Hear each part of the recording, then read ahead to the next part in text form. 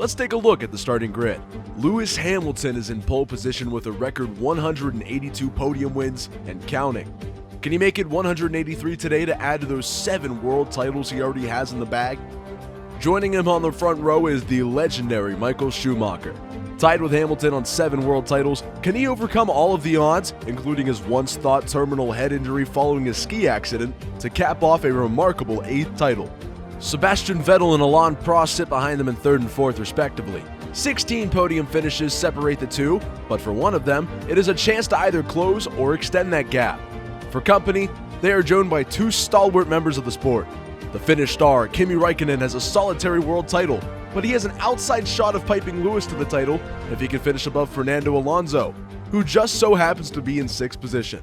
The 2-time world champion had a disastrous final round of qualifying, but his pedigree is only rivaled by few in the sport.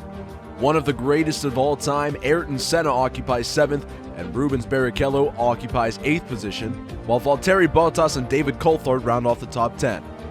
Moving down the pecking order, we have Nelson Piquet and Max Verstappen.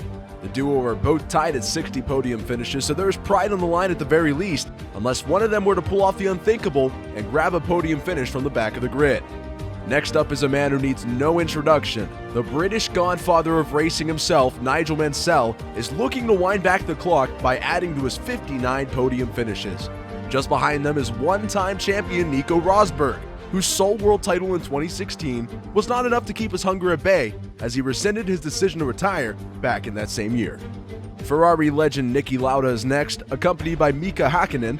Jensen Button and Gerard Berger sit behind, as the final 2 spots are rounded off by Carlos Reutemann and Jackie Stewart.